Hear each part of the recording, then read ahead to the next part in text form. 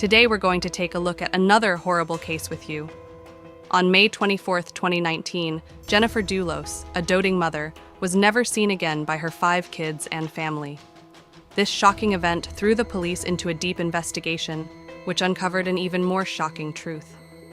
Jennifer Dulos' disappearance had been caused by someone who had, at a time, been the center of her world.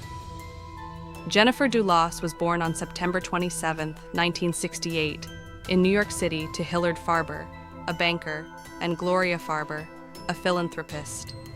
Jennifer had just one sibling, her sister Melissa, Irene Farber.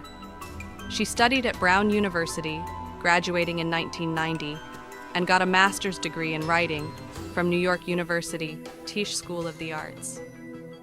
Jennifer's uncle, Arthur Ortenberg, and his wife founded a fashion company, Liz Claiborne Inc., in 2004. Jennifer Dulos got married to her heartthrob, Fotis Dulos. They had 5 children together, 2 sets of twins and a girl.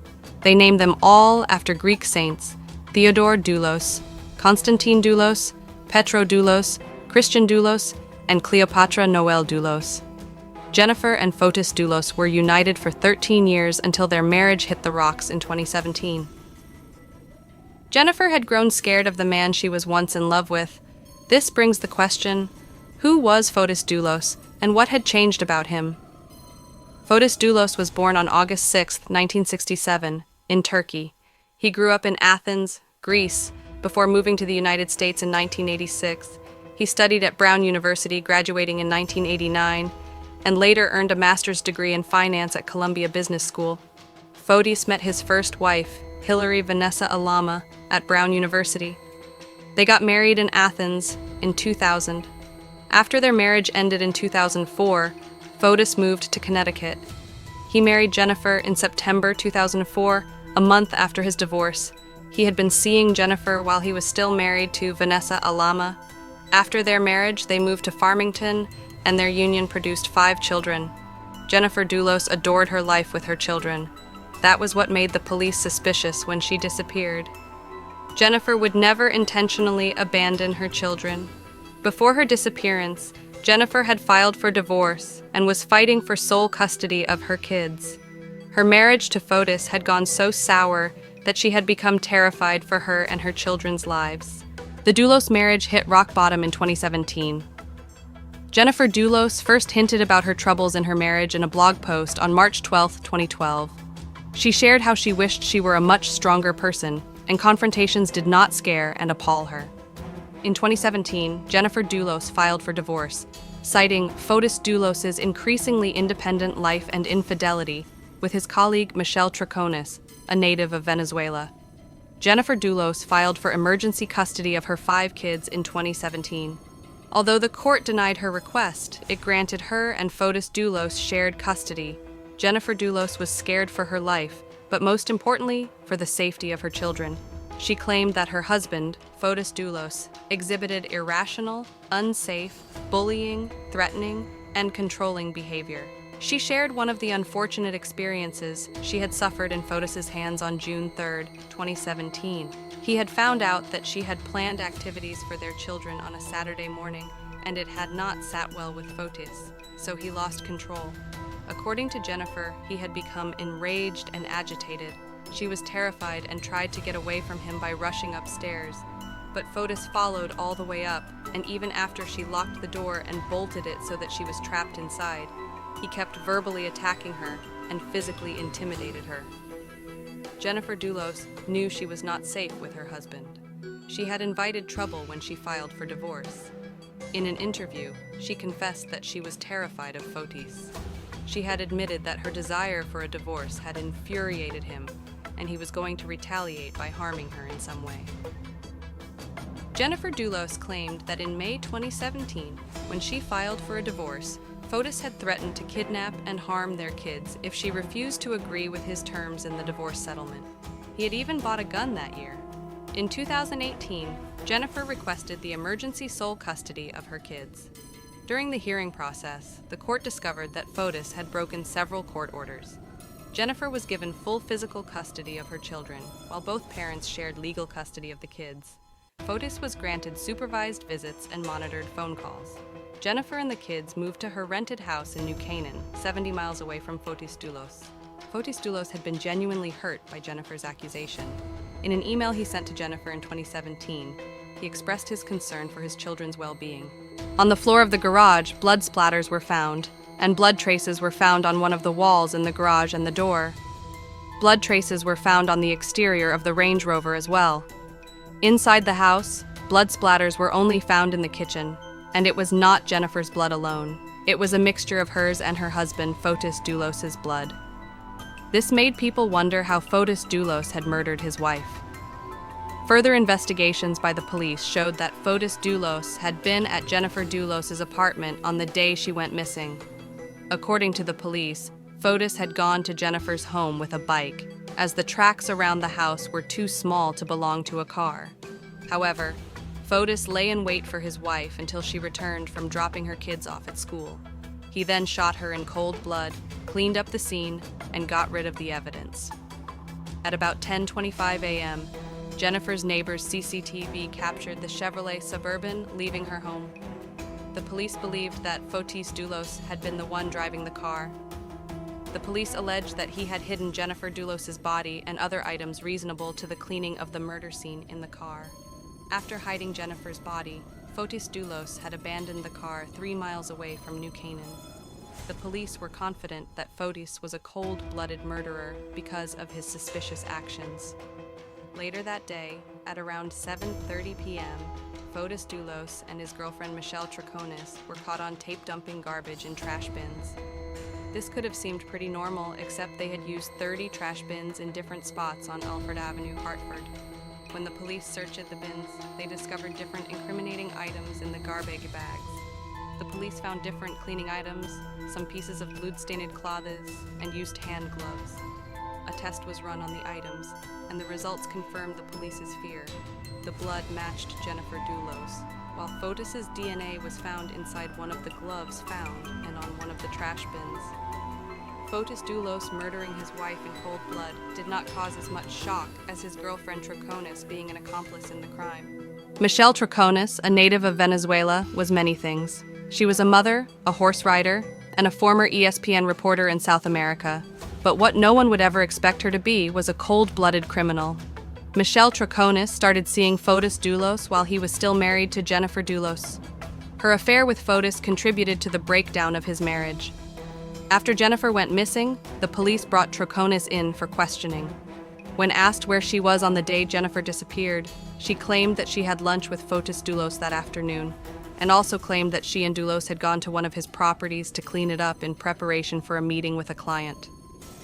The police believed that they had been cleaning up Jennifer Dulos' body. The police investigation led them to more videotapes showing Michelle Troconis in a more compromising situation. These tapes led them to find out exactly how Fotis Dulos had committed such a horrific act. Fotis Dulos had carefully planned out his moves, and the police believed he had not done so alone. On May 24, 2019, Fotis drove a Tacoma truck owned by his employee without his permission to New Canaan, Connecticut.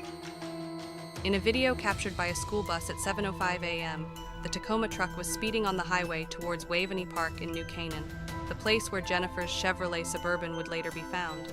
The police confirmed that a bicycle tire had been found in the boot of the truck.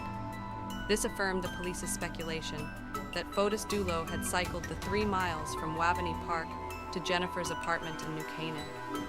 The police believed that Fotis had arrived there earlier before Jennifer. He had attacked in the garage just as she got back. Afterward, he had cleaned up the evidence, bundled Jennifer up in her Chevrolet Suburban, and driven straight to Waveney Park, where he transferred her body into the Tacoma truck. As meticulously as Fotis tried to cover up his tracks, he had left 2 huge pieces of evidence of his presence in the New Canaan house. He had left a sample of his DNA on the doorknob and a mixture of his and Jennifer's blood on the faucet in the kitchen. The police alleged that Fotis had spent hours cleaning the house, hence the neighbor's surveillance footage that showed Jennifer's Chevrolet Suburban leaving the house around past 11 SAU. The police were even more certain that Fotis Dulos was a cold-blooded murderer when he made another shocking move. 5 days after his wife's disappearance, Fotis Dulos took the Tacoma truck out again without permission. This time, his destination showed that Troconis was as guilty as they come. He had driven the truck straight to a local car wash and detail shop. In the surveillance video of the truck, a black SUV was driving right behind him. The driver of the SUV was none other than Michelle Troconis. In the video, Fotis is seen dropping the car off at the car wash. Afterward, he had hopped in beside Troconis in her SUV. The police were convinced that the couple's mission was to rid the car of every bit of evidence. However, they were not so fortunate in their quest. Samples of Jennifer's DNA were found on the passenger seat of the car. With all the daunting evidence gathered against Fotis Dulos, he became the major suspect in Jennifer Dulos's disappearance. On June 7, 2020, Fotis Dulos was arrested and charged with capital murder, and kidnapping. Fotis Dulos had not been arrested for the murder and kidnapping of Jennifer Dulos until June 2020. You might expect that Fotis should have been arrested earlier. He sure was, but he had not been charged with murder. On June 1, 2019, Fotis Dulos and Michelle Troconis were arrested at a hotel in Avon, Connecticut. They were charged with hindering persecution and tampering with evidence. At the time of their arrest, the police did not have enough evidence against the couple. They both pleaded not guilty to the charges. Fotis Dulos had hired Norm Pattis as his attorney. Pattis strongly believed that Jennifer Dulos was dead. Fotis and Troconis were released, but in September 2019, they were arrested again for tampering with evidence and hindering justice. However, in October 2019, Fotis appeared in court. He requested a dismissal of the charges against him. The judge mentioned that he would look into the case and review arguments from the prosecution. During this period, Jennifer and Fotis Dulos were living with their maternal grandmother. The kids at that time were aged between 8 to 13. Their grandmother was granted temporary custody of the children by the court. Fotis Dulos's Waterloo came in 2120. In January, he was arrested and charged with the capital murder of his ex-wife, while his girlfriend, Michelle Troconis, was arrested for conspiring to murder. Following the arrest, Michelle Troconis became estranged from Fotis. In an interview, she admitted that she had made a huge mistake by trusting Fotis. Prior to their arrest in 2020, Troconis had allegedly moved out of Fotis's Farmington $5 million home with her daughter. Fotis Dulos's former lawyer and friend, Kent Douglas Mohini, was also arrested and charged with conspiracy to murder. Mohini was taken in at gunpoint. The police believed that he had helped Fotis and Troconis create an alibi on the morning of Jennifer's disappearance. Also during that period, Douglas Mohini had been accused of spousal rape by his wife. Mohini became separated from his wife, and things got worse after he was arrested in connection to Jennifer Dulos's murder. His wife felt her life was in danger. She told the South Windsor Police Department that her husband was planning to kill her with the help of his friend, Fotis Dulos. During their investigations, the police discovered that Douglas Mohini was a member of an East Granby gun club. A group of local hunters informed the police that they had seen a human grave on a property associated with the club. The police went ahead to search the property in question and indeed found something very suspicious. A shallow grave was found on the secluded property.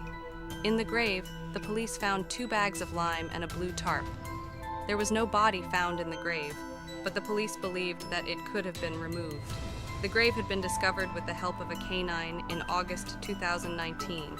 It was unfortunate that despite the arrests, Jennifer's body was not found. Her family was devastated.